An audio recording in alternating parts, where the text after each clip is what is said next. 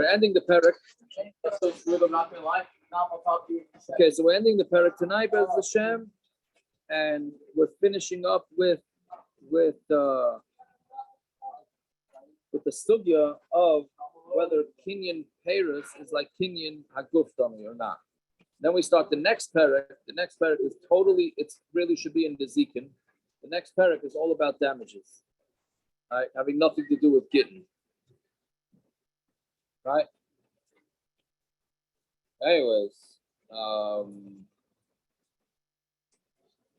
so now again, so just the chazan before we go weiter.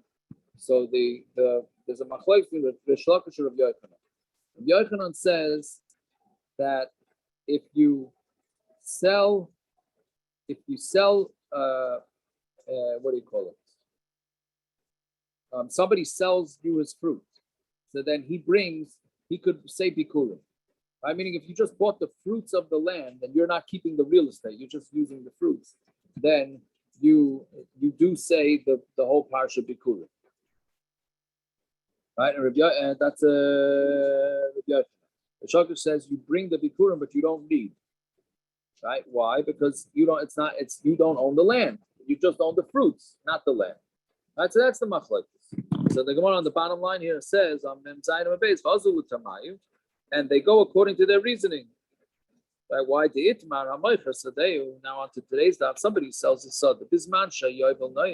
When there's yovel, Rabbi Yochanan maybe b'kaira, then you bring the bikurim and you read the parsha of bikurim. Maybe Rishlokish says you bring and you don't read. Right? Now we need a little bit of akdama here. So basically the way it works with real estate in the days of yovel is that any real estate goes back to whoever yarshened it from the days of Yeshua ben Nun. Right? Yeah? So basically, anybody who owned land didn't really own the land. Right? They didn't own the land. You got the fruits of the land because in year 50, you're giving back your land. Right? As strange as it sounds, and sometimes when you think about it, it's like monopoly. Like you get to work the land, and then in year 50, it's going back. And each land is going to progressively go back to whoever owned it from the days of Yeshua ben Nun. So basically, all land stayed in the property of whoever did the Yerusha of it in the days of Yeshua ben Nun. So the question is, that's really a Kinyan Paris. So should a guy bring bikurim? I buy a land now. It's the first year. I'm going to own this land. I'm going to have control of this land for the next 50 years. Bottom line is, I don't own the land. I only own the Paris. So should I bring bikurim or not? Should I bring bikurim? You have to do. Should I read bikurim or not? So the Gemara says, maybe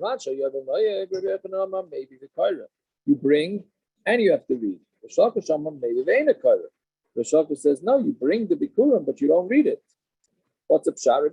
Maybe the kaira. He says that you bring it and you read the psukim because Kinyan Paris, Kinyan and Guf Dami. Owning the Paris is like owning the Guf. The Shulchan maybe the ain't a kaira. He brings and you don't read because Kinyan Paris love Kinyan and Guf Dami. So it's basically what Rish Lakish is saying, that nobody can say. We're going to get to this on the bottom of it. It's a fascinating thing. According to Rish Lakish, we have a whole parsha of bikurim in the Torah, right? And nobody's going to read it because, according to Rish Lakish, you don't own the land, right? You could be medayik that the parsha is like Rish Lakish. It does say kisava yala aretz. What do you mean? When you come into the land, that's when the Yerusha was given. The 7 years of, 14 years of Kibbush V'chiluk. Right. That's when the parsha applies. Whenever it's like that, then you read. Whenever it's not, you don't.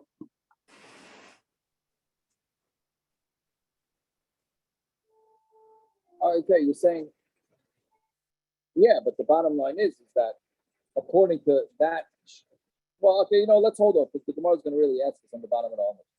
Right? But anyway, so that's what we're saying. So basically, we have two limudim about the machlokes between Rish Lakish and Rabbi Yochanan about whether we say Kinyan Paris is Kinyan Guf Dami.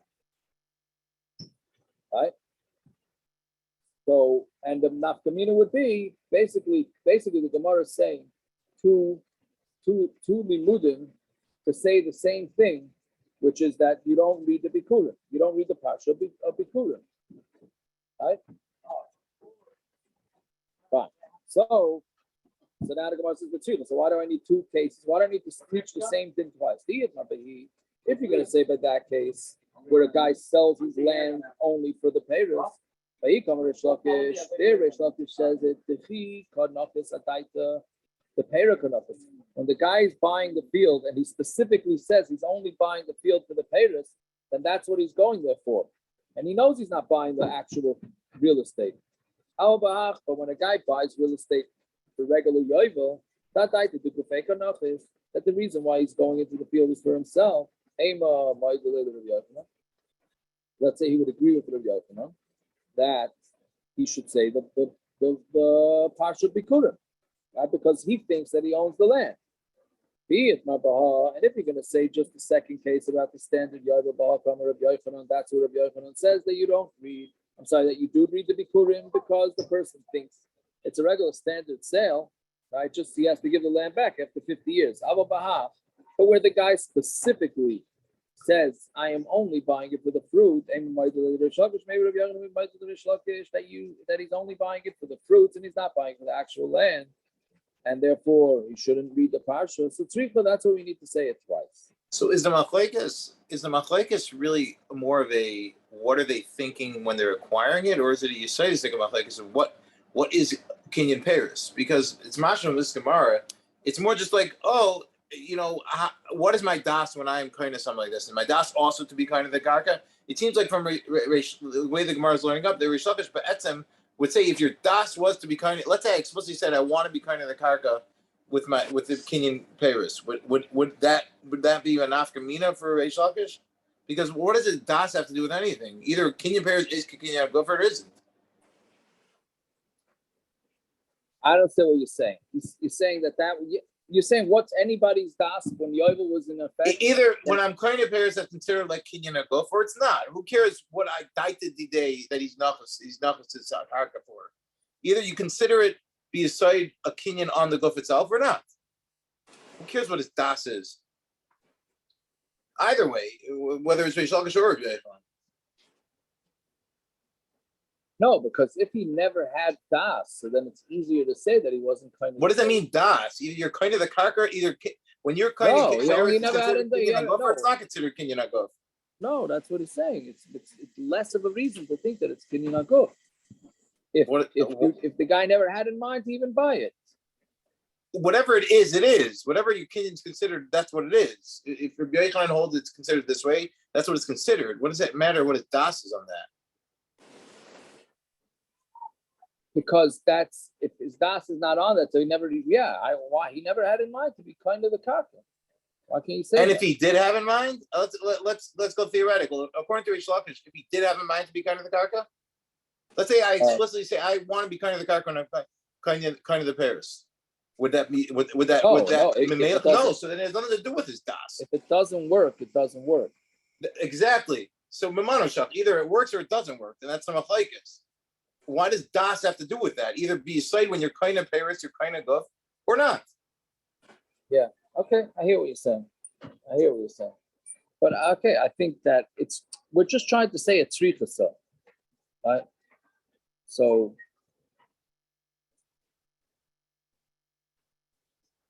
Right, we're sort of trying to figure out why we need to say it that way. Yeah. All right, whatever it is. So Toshima, now we get into more interesting. So as a continuation of this, Toshima, Hakoina Elon, the Karkoi, let's say a guy buys a tree. See, keep what you do with this one. Hakoina Elon, the Karkoi, a guy buys a tree and the land that's around the tree. Maybe Vikoira, so then he brings the bikurim from that tree and he reads the parsha. So you see, it's going to go back to Yovel, right? We know that all the land's going back to Yovel, and you see that he reads it. He reads the parsha. That's somewhere when there was no Yovel. This is already after Yovel, when Roiv of Klai was no longer in Eretz Yisrael, so therefore Yovel was cancelled. right? That's why we don't have Yovel nowadays, because the majority of Klal Yisrael is not, unfortunately, not in Eretz Yisrael. Right? Okay, so Tashima Akoina Shnei Ilonis, the Seich Sadeh Shechor, a guy buys 2 trees in his friend's field, maybe Be'ena Kaira also. Hashloisha maybe Kaira, but if you buy 3 trees, then he would read it. Again, why? It's Yovel. That's when Yovel was not Noyik. So the Gemara says, V'hashta Domer of Chisda. If Chisda had a Chiddush, he says, Machloikis b'Yovel Sheni. The whole Machlokes in Rabbi Yochanan and Rish Lakish is the second 50 years that happened, right? Because then everybody knew that Klal Yisrael, meaning the first 50 years, Klal Yisrael kept it. They saw that Klal Yisrael kept the Yovel, and therefore everybody knows after that it's just monopoly money. You're buying a guy's field, but it's kicking right back to him at year 50, meaning which would be year 100 from when they moved into Eretz Yisrael. But the first Yovel, when nobody really had any idea if anybody's going to keep anything or not, Divrei Hakol, maybe V'Koira, and everybody holds that whoever bought the land is allowed to bring the Bikurim and reads it. Because nobody was Samech Tedas that they're really getting back the fields. Right? So what I mean, what's the chelik if the Samech Das? Either goes back or doesn't. Well, I thought you were gonna. Well, no. You have to be son of das in order to have a kinyan, a proper kinyan. You have to be son of das. The question. No, what I is, mean, the Torah says Yovel goes right. back. So the question, right. So that's more the question. If the Torah says, the Torah says. Right. Yeah.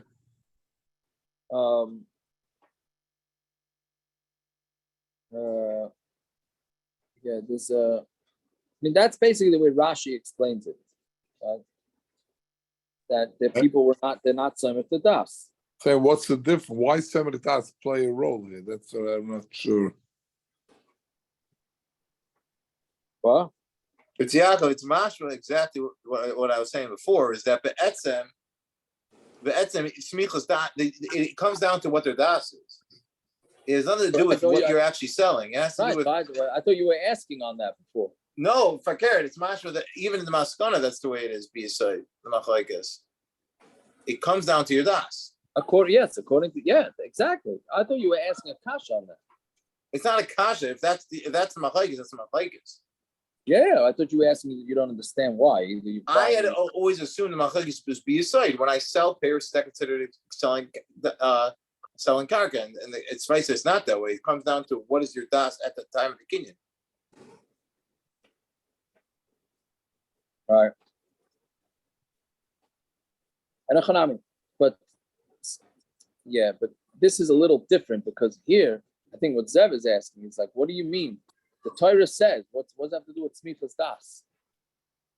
Yeah, that's his father. Okay, it's a kash on Rashi. It's a kash on Rashi. I don't remember. There was a different shot, and how to understand this that answers that kasha. It doesn't really mean the Smichas Das. It's just a matter of first Yovel versus the second Yovel in the person's own Das. Yeah, okay, whatever it is. So either way, now that Rav Chisda says this, so then like kasha, then all these tirutzim, instead of saying that it's talking about where there was no Yovel, we could have said no. It's talking about Yovel Rishon, Yovel Sheni. By Yovel Rishon, you could say the Bikurim, you could say the Parsha Bikurim. Yovel Sheni, you can't say it, right? Because the Yovel Sheni, the guy already knows that he's going to get back his car. Right? Yeah. What is this hurgulu? They got used to it by the second Yovel. How old did people live? Till 340 years old? It's a whole different crop of people returning it now. I don't think it means that. I don't mean that I don't think the Gemara means that it's the same people when the concept was on Klal Yisrael. They're going Right? to say that Zayda didn't do it. Meaning the whole thing is a chiddush, this whole thing, right?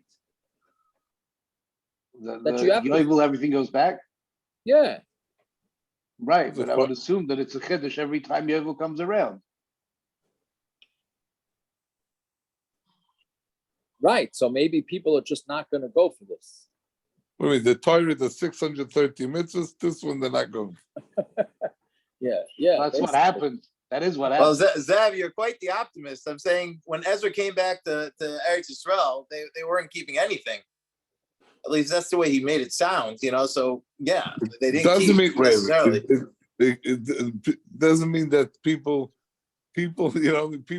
don't keep a lot of things, but doesn't That's mean exactly my point. So yeah, There's a concept by a Derabanan that Klai Yisrael is not Makabelit. I'm not so sure about a Derais. I mean, what you're saying since it's a derabana because Roiva Klal so was not there.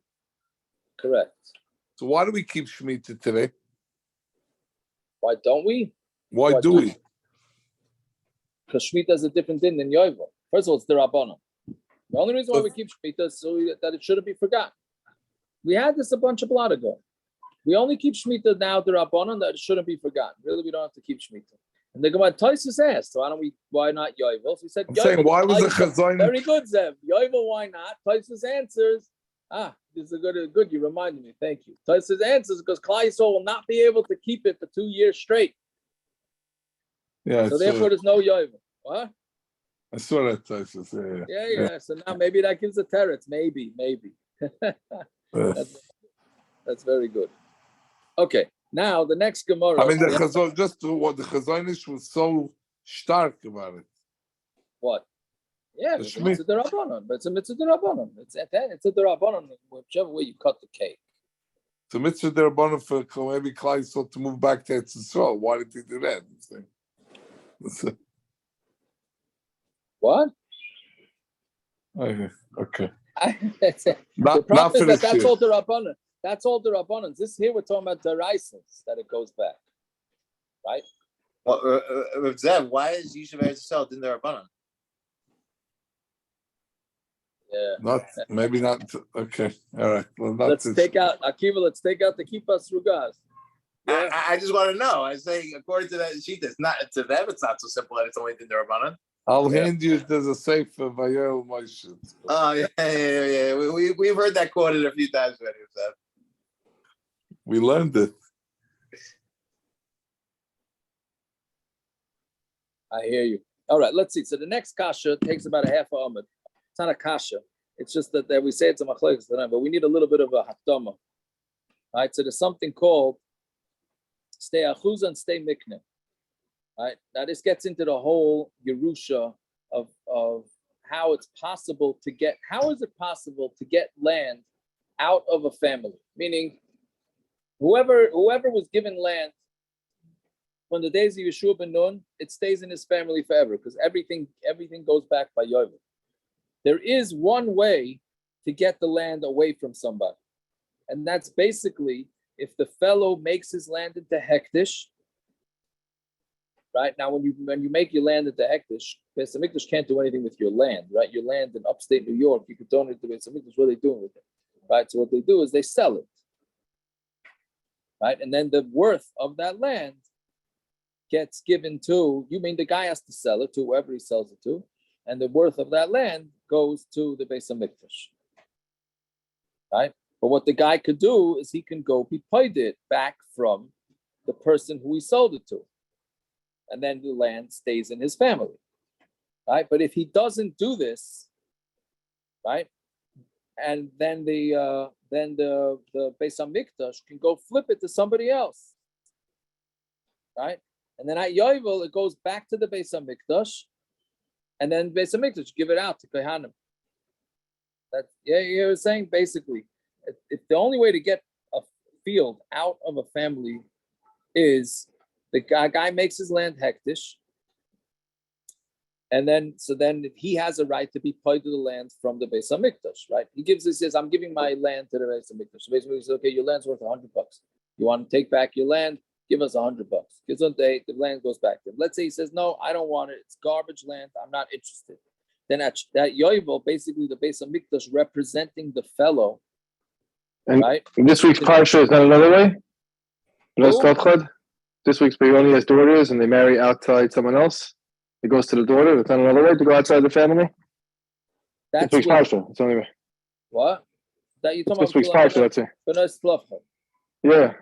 Yeah, so that had to do with them yarshining. Right, but that's another way it goes out of the family. If they didn't stays- marry B'nai stays in Menashe, if they married, Stays in the family, it just goes with the girl. but then It's it still goes. going to make No, its but way back. It's going to still make its way back up. if Can't hear you, parrots. Are you talking to us, parrots?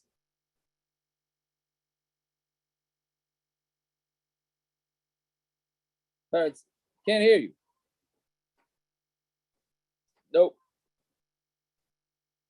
Somebody muted parrots. How do you like them apples? wow, Somebody send the clip to Rachamim. Yeah, okay. Rachamim hired a Russian hacker to mute parrots. That's where Rachamim is.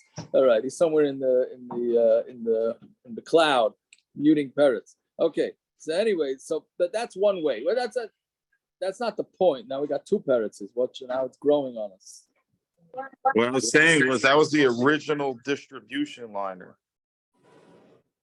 Oh, Of that's land. what you're saying. right? Was it? Once it's distributed, it's done. No, but they didn't want to yarshin. They got it from their father or whoever Right. was. Correct, Oh. but they were also supposed to stay marry in Menashe, so it stays in Menashe. If they didn't marry Menashe, it would switch Shvatim. That's all, you know. No, that's true, but it still would make its way back to them ultimately. It's not going to leave their lineage. It's just going to go with the female lineage as opposed to the It's male. going to go with the next year is going to go with the male. That's what I mean. If they marry outside Menashe, they Right, but married ultimately, it'll make its way back. Okay, I hear what you're saying. I hear what you're saying. But anyway, so that's one way. That's called stay achuza. The guy has a right to his land. Stay mikna is you plain old. If a guy buys the field, so stay achuza, the guy has a right to hold on to his land forever. Right? He has first dibs to take it back from hektish. Stay mikna is your regular thing that a guy buys a field, right, and then he makes it into hektish. Then that hektish only lasts till yovel. After that, the Beis Hamikdash has to give it back to him, just like any other purchase, right? Meaning, say even if the Beis Hamikdash sells that field to somebody else, it still goes back to the original guy. That's called the stay mikna, right? Meaning it was only purchased by somebody, so everything goes back to what do you call it? To the original owners. Okay, so that's a machlokes. Now the question is going to become here is, let's say a guy buys a field off of his father, right? Wonderful father-son relationship. The father sells the field to the son. He don't give it to him. He doesn't give it to him in Yerusha. Well, he gets it as a Yerusha, but he sells it to him. Then at some point they're going to see is a machlokes of let's say the son bought the field from his father, made it hektish, and then the father died. That's one way. Or the father died, the son yarshined it, and then made it hektish. Right? So we're going to basically say that there's going to be a machlokes here, and we're going to try and fit that machlokes into the same machlokes of whether kinyan peiros is kinyan guf or not. The second way is a regular seachusa. The second way is a regular standard stay. Well, with a little bit of a twist. Yeah, but let's see. So how do you know that a guy buys a field from his father? That's regular, right? Now, if he buys a field from his father, then and his father's still alive by Yovel, it goes back to the father, right? But then the son now went and made it hektish. The father's still alive. Then achar kach, then meis avim, then the father died.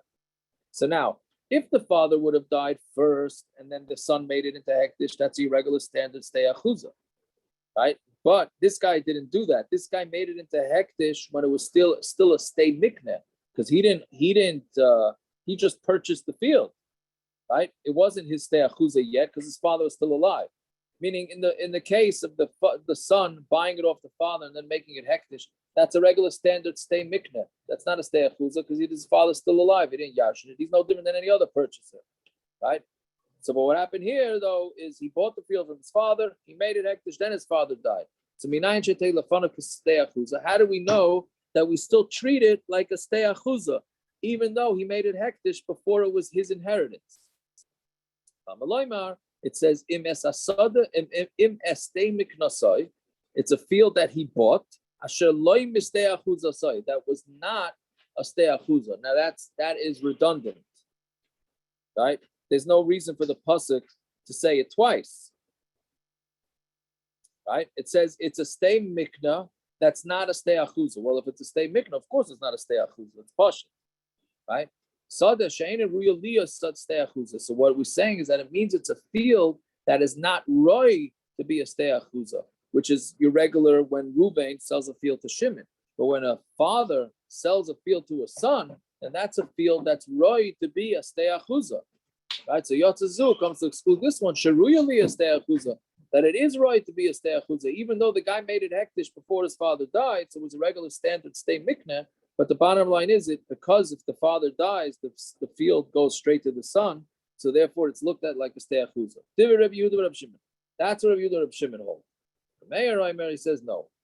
What this pasuk's telling us is like Naphtali said, a standard stay mikneh. How do you know that a guy that buys a field from his father, umeis aviv, and then his father dies, right? Then he didn't make it hektish yet. Then achar kach hektisha. Now, why do you need a pasuk for that? That should be pretty pashut. First, he bought the field from his father. Then his father died, so now he yarshin the field. So now that's a regular stay achuza, right? V'achar kach hektisha makes it hektish. Minayim shetei lefonah stay achuza. How do you know that it's a stay achuza? Talmud Loimer in the same pasuk im es stay miknasoy asher loim stay achuza soy. Right, soda she'ena sod stay achuza. That's a soda that's not a stay achuza. Yotzes azu she stay achuza comes to exclude this one that it is a stay achuza. So Rameir is basically saying that you need the pasuk to what seemingly, at least to my puny little brain, is not much of a chiddush. Right, he's saying the reason why you need the pasuk is for when the son buys the field of his father. Then his father dies, then he makes it hektish. For whatever reason, Rameir thought that would not be called a stay achuza, that would be called a stay mikneh. Right? Rabbi Yehuda and Reb Shimon, the first opinions, don't say that. They say, oh, that's pashut, that's a stay achuza. They say that the pasuk is coming to tell you where he bought it from his father, made it hektish, then his father died, then the pasuk is coming to tell you that's also stay achuza. Either way, in both situations, they're both stay achuza. And what about Rabbi Yehuda Reb Shimon in Rameir's situation? Right? We just said you don't need a pasuk for that. So my lavakamil, what's the machlokes between Rabbi Yehuda and Reb Shimon and Rameir? The Rameir savar kinyan peiros kinyan guftami. Rameir holds that when you buy a field for the fruit, it's as if you're owning the actual land. Ubaha misas aviv hu de lo yaris v'lo midi. So then, when his father died, he didn't yashin anything. Meaning he wasn't the owner of the field. Hold on a second. I'm sorry. No, I mixed it up. Kinyan. Here we're going to say that Rameir holds that kinyan peiros is kinyan guftami. Therefore, who owned the land when the father died? The son, right? Because he bought it for peiros, and it's as if he owns the actual field. In the case where the father died and afterwards the son made it hektish, tzara krat, if we need a pasuk, because this field had nothing to do with stay achuza. We're looking at the son when he bought the field for the fruit. It's as if he owns the actual field. So therefore, we need a chiddush to tell you that it's still stay achuza. They say buying it for peiros is not like buying the actual field dummy. When did the son yarsh in the field? When his father died. Therefore, when the father died and then he made it hektish, that's your standard stay achuza. You don't need a pasuk for that.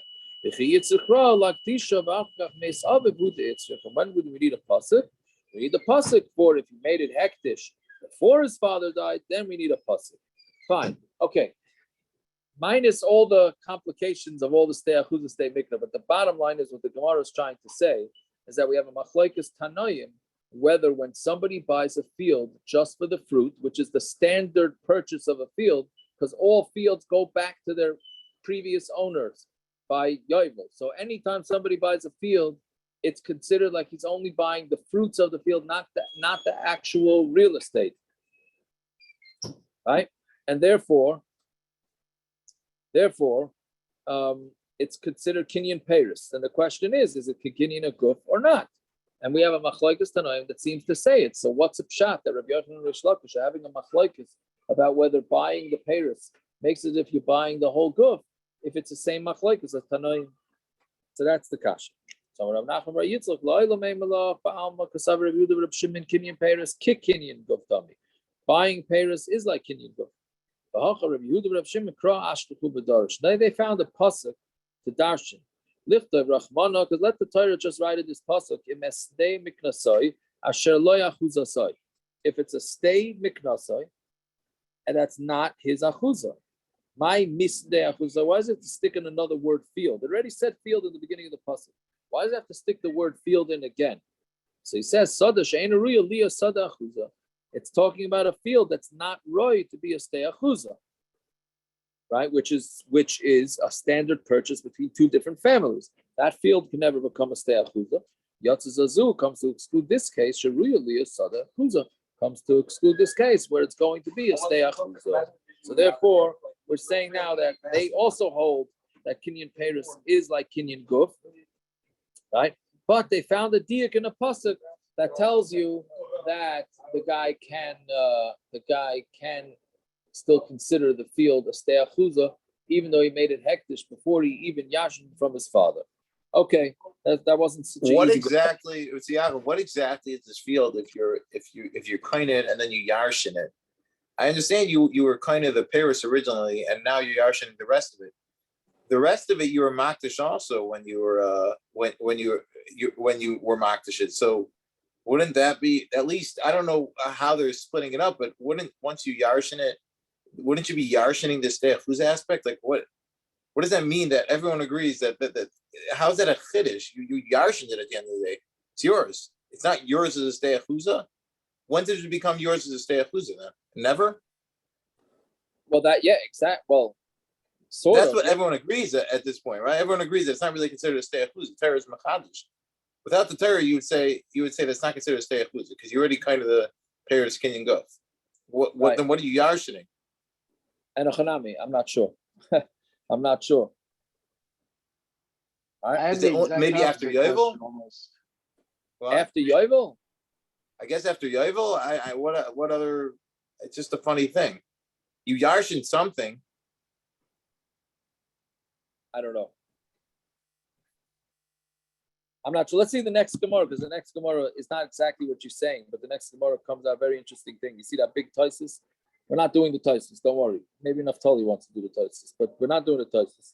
But it's a very interesting thing. It says, Amar of Yosef. So again, we have a machlekes of Yochanan and Reish Lakish, whether buying for Paris is as if you own the actual karka. And we said that what's the difference? The difference would be the practical halachic difference is when you bring bikurim, if you hold that when you buy the Paris, you're not buying the land, and you cannot say the psukim of bikurim, because the psukim of bikurim say that you own the land and you don't own the land, right? So that was the big difference. So it comes out, Amar of Yosef, he loved Amar of Yochanan, Kinyan Paris, Kinyan Agufdami. If not for Rabbi Yochanan's opinion that when you buy a field for the Paris, you also buy the actual real estate, we would not find our hands or our feet in the Bismedish. What does this mean? Because the Amar of Yossi, Amar of Yochanan, right? We discussed this yesterday with the Breira, right? You have brothers that yarshin from a father. How do we look at them? When two brothers yarshin a field from the father, does each one get half right off the bat, or does each one have a half of every grain of sand and every grain that's in the field or whatever it is, and then it gets split, right? So he says they're called lekuchas. They're called as if they bought it off each other, meaning each one has a portion. We don't say breira, and therefore it's as if each one purchased the other half from the other brother. And therefore, what's a practical application of this? Anytime two or more brothers, yarshin something from the father, at Yovel, everything goes back. Now there's no practical nafkamina, because everything goes back at Yovel, and then who owns it? The brothers own it, right? So then they just get it right back. Maybe at Yovel they could swap. I don't know. I mean, there's no practical nafkamina here. But it's just saying that if you look at two or more brothers, when they inherit from their father, we look at it like each one bought their portion off of the other. So Memela, by Yovel, everything kicks back to the previous generation. The previous generation died, so therefore each brother gets it. However, that's not the point right now. All right. And if you say that buying the Paris is not like Kinyan Guf, like Reish Lakish, you will not find somebody who brings Bikurim. And what it means is brings Bikurim and says the brachas or the psukim. Elochad bar chad ad Yeshua ben Nun. The only way you're going to have somebody who actually says Bikurim with the psukim is if his father, he was a ben Yochid, the son of a ben Yochid, the son of a ben Yochid, right? An only son, going back till Yeshua ben Nun when they split up. Because if there were multiple brothers, then Kinyan Paris is not like Kinyan Yaguf. And since everything reverts back to the original owner by Yovel, that means Kinyan Paris is not Kinyan Guf, and therefore you're not allowed to say the psukim. So basically, what Rabbi Yosef is saying is that Rabbi Yochanan bailed us out because according to Rish Lakish, the only ones that would ever read the psukim of Bikurim is a only son, the son of an only son, the son of an only son, making its way back thousands of years to Yeshua ben Nun. Maybe that's the reason why they put it. Maybe that's the reason. Yeah, go ahead, Naftali. No, maybe that's the reason they put it in Agoda. No one else is going to say it. Maybe. I mean, the interesting thing is that it says son after son to Yeshua ben Nun who didn't have sons, right? So that's an interesting thing in the Gemara. But either way, so he's saying it can't be. Does this force Reish Lakish to hold of Yesh Bira? It seems that you would think that maybe that should force him, right? It has to be, but we know that's a machlekes Tanaim. It's just a funny thing that based on this machlekes, they would have to be chaylik in a machlekes Tanaim. Correct. I mean, with Lamaisa, we pass in Breder, right? Right, that's Taisus Kasha. I'm just saying it's a funny thing that Reish Lakish says was also boxed into a corner. Yeah, they're both boxed into corners. Yeah. So here's the thing, right? So now, then in Lamaisa, we paskin like Reish Lakish. See the long Taisus? Taisus says, bottom line is, Rabbi Yosef is saying it's a good thing for Rabbi Yochanan. Otherwise, the only ones that ever read Bikurim would be a ben achar ben from Yeshua ben Nun. That's very nice, Taisus says. But the bottom line is we paskin like Reish Lakish. So how are we getting out of this? Does it taka mean that the only ones that ever read the Pasha Bikurim, right, are Ben Achar Ben? So Naftali's there, it's pretty good. That's why maybe we read we don't read the whole Pasha, but in the Haggadah, right, the Psukim from the Haggadah, from Bikurim, right? So basically, Tosfos, where's Tosfos Teretz? It's way down. So Tosfos says we only passing like Reish Lakish in one specific case where a guy he gives over his belongings to his son, and it's only after Misa that it becomes. There's a complicated case, but in a standard case, we would not pass like Reish Lakish. That's one of Tosfos Tirutz. Okay, whatever it is. It's getting a little late, so we have to go back. Fine. Omar Rava, Kro, Masnisa, Masayile, the Reish Lakish, a pasuk and a brisa prove Reish Lakish that when a guy buys his Paris, it's Kikinyan Aguf. Right? Kro, Anton Bebeis now. Get out your L'chaims. The Mispar, Shnei Tvuas, Yimcharlach. It says in the Mispar of the years of the grain, it gets sold. What does that mean? In the years of the Mispar, the counting of the years of the grain. Yimcharlach. Why you're not selling him the grain, you're selling him the land. Right? Elamai, you're not selling him the land. You're just, when a guy buys a land, he's getting the grain. That's it. He's not getting the land. So that's mashma. That Kinyan Paris is not Kinyan Aguf. That's a pasuk. Masnisa, the Tanya, now we need a little background. We know that a Bechor gets pishnai, right? Gets double. Right? A Bechor only gets double from cash on hand, from liquid assets. He does not get from stocks, real estate. It has to be, he only gets double from what's on hand. Right? So now, does a Bechor take pishnayim from fields? Right? Because meaning, is a field considered like it's liquid, or because meaning a father sold the field? Right? The father sold the field, then he died. Is that field going back automatically? Meaning, does the father still own the field? If he owns the field, then the son gets the double portion of the field. If he doesn't own the field, right, because Kinyan Paris is the Kinyan Aguf, so then the Bechor is not going to get double from that, right? So the Brisa says Bechor noitel pishnai besada hachizeres lava b'yovel. Any real estate that the father owned he's gonna get a double. The Bechor is getting double from it. Oh, the field was sold to somebody else. Must be that the field was only sold to that somebody else for the fruit, but the actual field is liquid. It belongs to the father. Therefore, the Bechor gets double. So you see that the Brisa clearly says that Kinyan Peres is not like a Kinyan Aguf, and therefore the field is still considered the father's, and that's a direct Yerusha to the Bechor and to the other kids, but the Bechor gets double. Amar Abaye, Naktinon, another proof. Naktinon, we hold. Baal b'nichse ishte tzarech hasha. So again, we had the nichse milug and nichse tzon barz. Right? So we know that the husband, by nichse milug, he gets the fruits, and he's not really by nichse tzon barzel. He does not take responsibility for the rise of the or the loss of the property, right? But nichse milug, right? He has a full. He's more in charge of. So naktina bal b'nichse ishta, but again, all he gets is the peiros. The actual field goes back to the wife. So bal b'nichse ishta tzarech harsha. He needs permission, meaning nobody can go into bezdin and start handling with the bezdin and start tining in the bezdin on behalf of somebody else, unless they have a what do you call it when a lawyer, if you want to go. Power of attorney.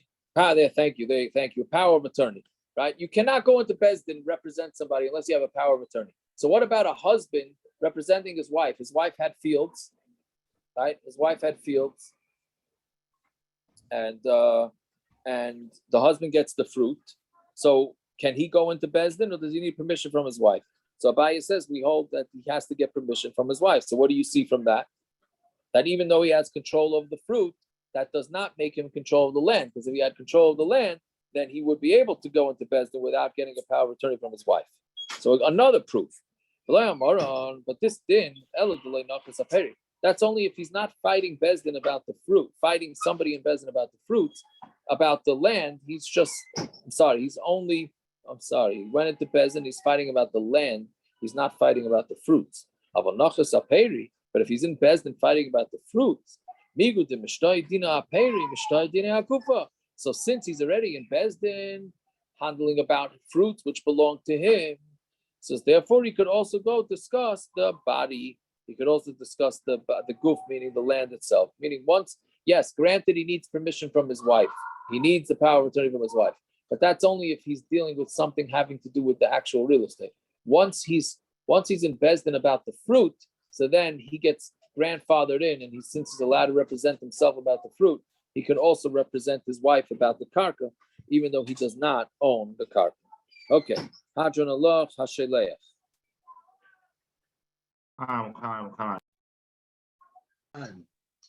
L'chaim.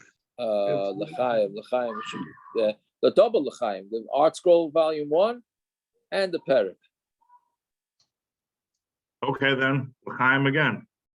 There you go. But see, isn't there a whole sugya My about leg. selling L'chaim. gufla perisov when it comes to selling the Paris? Whenever you're selling Paris, you're not selling the Paris, you're selling gufla perisov. Meaning the guf karka for the Paris. Otherwise, it's the din of davar shel b'layla. Again, what are you saying? Whenever you sell Paris, you can't sell Paris because they may not be in the belt yet. So you're selling the guf of the karka for Paris. Well, you're selling the trees, or buying the trees. Right, but my point is that that's not considered. You're saying that's like, is it a shala karka? Is it, what we're discussing here separate from that discussion? Yes, I don't know. He's buying the trees. I thought he's buying the trees. Wasn't it Mashra going on? He's buying the trees. There's also everything karka, the mechubal karka. No, but that's something that's right here, then and now. That's not. Yeah, but if I can't sell karka, then I can't sell the trees. Here. It's the same thing as karka leberoisa. Right, but it seems like Rabbi Yochanan and Rabbi Shaka are still splitting that. That you said. Yeah, I think that's a separate issue. That's Rameir That's what I'm Rabbi saying. Yehuda. It seems like it's a separate issue. Yeah. Why can't we bring here a secondary point connected? They bring a raya from the Mispar Shnei Tavuz. That Right. Canadian Paris. Are you gonna be over 10 minutes? So what? Or how long? At the top of the Ahmed. I can't. What should I do? What do you need? Gershon, even the kids are asking you to be quiet. Tiago, tell him 10 minutes, we'll be done. It'll be perfect. Not true. It depends how long Gershon's question is. Not long. As long as I can ask it. Gershon, it's 9:50. We just started Dumb and Bays. It's not my fault. Yeah, go ahead. What are you saying? The Torah calls a sale of karka snei mikna, a field that was sold. Why isn't that a raya that Kenyan Paris Kenyan Aguf? Because it's called a mikna. Yeah, and it's a snei mikna. Right. I hear. Yeah. I don't know. It's a Kenyan. I got good question. Yeah. What? Says I got good question. Sorry, Gershon, that was too easy. Anyway, okay. Now, Naftali, I have more PTSD on this next, right? PTSD post-traumatic, yeah, on this one. I even remember my Rebbeim and Darche. I even remember in the class in Ziboirius, Idius, going totally berserk. Can't figure this thing out. I tell you. And today also, I'm just trying to go. Whatever. I don't think it's so hard. But basically, there's 3 levels of karka. First of all, before we start, the Sanizak, it's a twice, it's the top. When it comes to the brothers and idiots, that I feel you. Other stuff I didn't even get to understand a little bit. If I tell you, This is what I feel you. I can almost picture myself in 7th grade trying to get a handle on this, and I can't even. I even remember the Rebbe, and I can't. It's like, all right, whatever. But anyways, okay, nobody has to hear. I was Nissim and Lug, and the other thing, I didn't even get like an understanding until you explained. I hear you. Anyway, so Taisa says this is what this is doing here is because it's about Tikkun Olam, right? So since it's about Tikkun Olam, so they continued another parak about Tikkun Olam. This has nothing to do with Gittin. But basically, the first part of the parak is all about the different types of damages. Meaning, when you pay somebody back, you can pay them back. There's basically 3 levels of fields. There's Idius, which is the highest level field, the juiciest. Then there's Baininus, which is the in-between. And then Zibaris is the junk.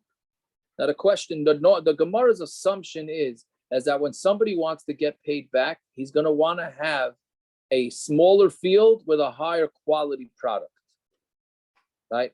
Not a bigger field with less quality. That seems to be the default from people. So the Gemara is going to say for different tikkun olams, right? The Gemara is going to say that there were different ways that they were masakin to pay things back, right? Meaning everything and all decisions were based on what's going to make less stress in between people, right?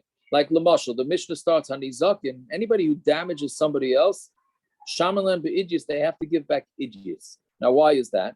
Because if they only had to pay back the junky parts of their fields, then they wouldn't mind damaging people, right? If I know that my shar goes out and runs wild and leaves the gate and damages somebody, if I know that I'm going to have to pay them back for my top quality land, I'm going to watch my shar a lot better than if I know that I could pay. Yeah, I'll let my shar go free, and then if he damages, he's going to take my junky land that I can't sell to anybody anyways. It doesn't grow anything. I'll just pay that back. I'll give him 100 acres of junk, right? People are not going to watch their damages as much, right? Isn't it? Don't you have to pay him back money? Well, lechatchila is money. Lechatchila is money. But if you don't have money, if you don't have liquid cash, then you pay back property. I will see. And the equivalent. So the question is, how much are you mechuyev to do, right? So where do you? So what do you mean? Why shouldn't you be able to do any more than what you damaged? No, it's just like anything else. No, it doesn't. Is the quality, the price you're paying back is the same. It's like if a guy does $1 billion worth of damage, you could either give him back a piece of real estate in Manhattan, right? Which is like a yard by a yard, like 3 feet by 3 feet, or you can give him 1,000 acres in upstate New York. They're both worth $1 billion, right? Well, what's anybody doing with that 1,000 acres in New York? Nobody in upstate New York. Nobody wants it, right? So it gets confusing because at the end of the day, you did give him $1 billion worth of land, right? You are paying him back. It's just a matter of how convenient and easy it is for him to do something with it. So let's see. Sanizak and Shamalem the idiots. Damages go with idiots, and then again, like we just said, that's because we want to dissuade, not dissuade, but we want people to avoid damaging others. So we'll say, by the way, you damage them, you're going to pay your highest quality stuff. Ubal chayiv b'beininus, a bal chayiv only gives the middle land. Meaning a bal chayiv is because he owed money and he doesn't have the money, so they're going to take his land. Now, why is bal chayiv in the middle? Because bal chayiv, as we know, every economy is based on being able to lend money. So we have to play it sort of in the middle. Because if the guy's only going to pay back zibayris, so then people are not going to want to borrow money. Because then they might lose their best land if for some reason they have problems paying it back, right? And people are not going to want to lend money if they're going to get zibayris, right? So meaning both sides we have to keep everybody happy by lending money, so we keep it somewhere in the middle, right? Uksubas isha, no comments here. Uksubas isha, that's zibayris, right? That was for you, right? Uksubas isha, she gets to collect from the junk of the junk. Now the reason for that there's a pashut reason. They were afraid of women who were gold digging. They were afraid of women who were marrying men, and then would force the man to not force, but try and get a divorce and collect the money. So they wanted to avoid gold diggers. So they said, okay, you're going to get your money, but you're going to get it from the junk. Yeah, but right women are gold diggers. That's why they're saying, right? Whatever. I faced it. I don't know what we'll see that. Are we still recording? Yeah. Rameir right now, Rameir disagrees. He says Subas Isha Bebainis. Subas Isha is also Bainis. Fine. Now the Gemara continues with other laws of paying things back. Ain't the frame in the Chasim Shabbat. You are not allowed to go take your money. Let's say the guy borrowed money from you and he doesn't have the money. So he has lands that he already sold to other people, and he has free lands that are open. You're not allowed to go get the lands from the people that he had sold it to after your loan, meaning that you can't go to the lien holders if he still has land under his own control. Where there are that's even if you're going to have to collect from zibayris. Meaning you don't go, the guy's going to, you first give a guy from the junk before you go take land away from a lien holder. Ain't afraid, and again, the same thing, because otherwise nobody's going to want to do any real estate if they're going to get stuck giving up these lands. Ain't afraid, Yisaimim, they always have priority. So if you're going to go collect, meaning the father had debts, and now you're going to have to get Yisaimim don't have to pay back their father's debt. Nobody has to pay back their father's debt from their own money, but they do have to pay back the father's debts from the Yerusha. So if it's Yisaimim that Yashin, then you only get Zibayris. Ein Maitziin Alachilas Peiros Ulashvach Karkais. Now this is talking about another. It's not. I mean, unfortunately, this is going on a lot with the Ponzi schemes that are out there, et cetera, et cetera. So basically, a guy steals a land, sells it to somebody, and then that guy puts in a lot of capital infrastructure, et cetera, into the land, and then all of a sudden he finds out that he bought stolen property. So he says to the guy, "Hey, I put in all this money, you got to give it back to me." The thing is that he does not, right? He does not get, he only gets what does he get? Only his expenses, that's it. He doesn't get the profits. So again, and for the improvement in the land, and the abanas, that's time when a husband he dies, so he has to feed the almana. His estate has to feed the almana, and has to feed the daughters up until the age 12 and a half. Those don't come from we don't take them from the Chasim Mishvalim, they Tikkun Olam because of Tikkun Olam. Because otherwise nobody's gonna sell land. And if somebody finds a mitzia, lo yishavam Tikkun Olam, he doesn't have to swear because of Tikkun Olam. Meaning normally when somebody's maida b'miktas, he admits to part of something, then he has to make a shvur. Here the guy comes and he finds a wallet, and he comes to the guy and he says, "Here's your wallet with $100 in it." And the guy tells him, "But buddy, the wallet had $200 in it." So normally he's a maida b'miktas because he could have just kept quiet and kept the wallet himself. But he says, "This wallet's yours." So normally in that type of scenario, he'd have to swear. But we say he doesn't have to swear because otherwise people are never going to return anything. If you're going to cause people that are being good Samaritans to swear about returning things, they're just not going to return things. Right? So what? It almost sounds like somebody's suit. Is he still on? I don't think he's on anymore. All right. Oh, he is on. Yeah. Jesse, they called you out. All right. So anyway, so that's the whole list in the Mishnah. Okay, so the Gemara says, so a Nezikin is because of it, Nezikin pays back the best, right? It would say because of Tikkun Olam. So the Gemara asks, is that Tikkun Olam Daraisa? The Tikkun Olam, I'm sorry, Mepnei Tikkun Olam, you're saying that the reason is the Tikkun Olam Daraisa. It's a Daraisa. Yosef Meitav Sadeu Meitav Karma Yishalim. It says that a guy who damages has to pay the best of his fields and the best of his vineyards. So that's from the Torah. That's not because of Tikkun. Tikkun Olam is the Rabbanan.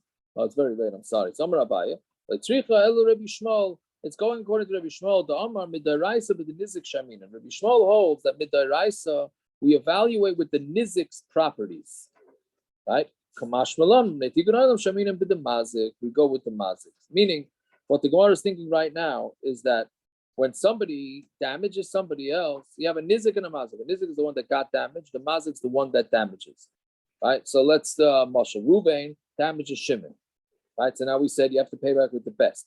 Who's best? Ruvain's best, who's the damager, or Shimon's best, who's the one that got damaged, right?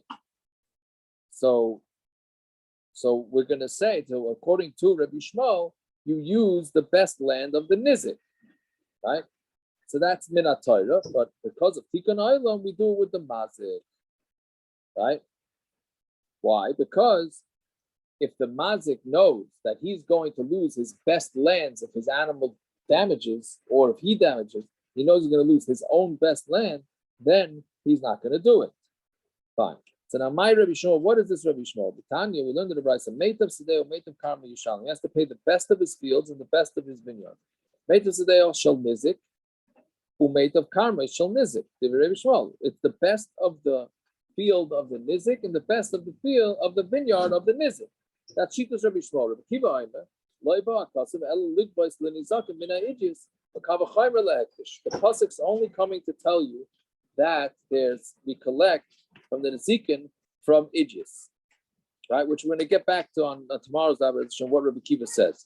But the Gemara is asking basically what the Gemara thinks now, according to Rabbi Shmuel, is that let's say a guy does damage of a chveis, $100, right? So he's saying that you have to pay him back $100 of his best stuff. The Gemara says, so if you taka ate the fatty fruits, then you have to pay the fatty fruits. But if the animal ate the bad fruits, you still have to pay shmeina, right? That means he's paying for more. Meaning, let's say he ate 100. I think this is the way I understand it. Naftali, this is where my PTSD comes in. Let's say the guy ate 100 apples, right? He ate 100 junky apples, right? Now, what the Gemara's Havamina is that according to Rabbi Shmuel, he has to pay back 100 of the guy's best apples, right? That's what the Gemara is thinking now. So the Gemara is asking Rabbi Shmuel, how could that be? I mean, 100 junky apples is worth $100. 100 fatty apples worth $200. So what are you making the guy pay back extra more than his damage? That can't be. But that's what the Gemara has a havamina now that it means. So now, but the Gemara quickly. Why can't that be? Why can't it be a knas for damaging? That's not, because that's a different. This knas is knas. This is not. This is straight damages. When you have knasses, that's a different thing. And a chanami, you're right. If there's knasses, you could do it according to the way they establish knasses. But this is not. This is just paying for the actual damage, right? So Amar Rav Idi bar Avin, Hachma Yaskinon, Kigoin Sha'achla Aruga Beina Arugas. What happens is he ate a bunch of fruits from amongst other fruits, and we have no idea. We don't know if he ate the kusha or he ate the fats. The Mishalim lay mimeta. So since we don't know, so we have to pay back the best. So Gemara asks an immediate kasha. If we knew for sure he ate the bad fruits, Mishalim kusha, he's going to have to pay the bad. Now we have no idea. Did he eat the good or he eat the bad? Mishalim shmeina. He has to pay back the fats.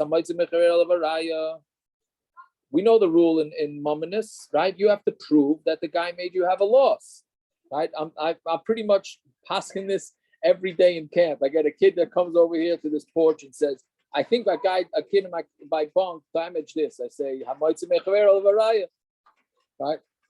That's a kid on Shabbos said he held out his hands and he thinks a kid touched his watch and then his watch fell off his hand and broke. I said, did the kid touch your watch? He says he was touching it. Did he actually break it? He says he doesn't know. Okay, so you don't know, you can't collect, which I tell you can't collect. But same thing here. So if you have no idea if the guy if the animal ate the good apples or the bad apples, so why would you say that you pay the best? He has to prove it. Ella, like we know the word Ella always means it's a new teretz. Ella Maravacha Yaakov on Talmud Aleph. What do you call it? Hold on, I just lost it. Here we're talking about we're talking about where the idius of the nizik, meaning the nizik was not nearly as wealthy as the mazik. So the nizik, the guy who got damaged, his best fields were the cheapest fields of the mazik, right? So now the question is this guy got damaged from, let's say this guy got damaged from his best fields and he's going to get the junk of the mazik. But at the end of the day, it doesn't make a difference because for the nizik, right, it's the same level field. So Rabbi Shmuel suffered with the nizik shaminan. We go with the nizik, right? Rabbi Kiva holds with the mazik shaminan. We go with the mazik, and therefore the mazik has to actually pay from his own best fields. Again, he doesn't have to pay back 100 apples. Let's say he damaged, he has to pay back in worth. Whatever the worth of the damage was, he has to pay him back, but he has to pay him back from his best. My time with Rabbi Shmuel, Nemra Sada Lamata, but Nemra Sada Lamala. It says Sada on the bottom, and it says Sada on top, meaning one time where it says it, where the description of the damage is, and the other one is where it discusses what you have to pay. Masada Lamala the Nizik, the Sada it's talking about the one who got damaged. Afsada Lamata, the Nizik is talking about the Nizik. If you keep a summer mate of Sadeh, you shall. The pasuk says he has to pay back the best. The Hech to come Shalom. Whose property do you have to pay it back from? You have to pay it back from the guy who's paying the damage. Who's that? That's the mazik. Fine, Rabbi Shmuel. I'm sorry, we just got to finish this over. Rabbi Shmuel, Hani Gzeir Shava, Hani Kra. According to Rabbi Shmuel, he can use the Gzeir Shava and he can also use the pasuk. Hani Gzeir Shava, the Kita Amoran. The Gzeir Shava works for what we're saying, that he has to pay the worth of the best field of the one that got damaged. Hani Kra. And the pasuk helps. The isplay lamazik idis v'zibaris. Let's say that mazik has good fields and junky fields. V'zibaris the day loy shavik idis the nizik, and his junk is not equal to the best of the nizik. The mishalim le'mimeitav, then he has to pay from the best. Okay, I know it's very late, so we'll stop over here. We'll just redo that tomorrow. All right, tomorrow Rachamim 6:45 be'erech is the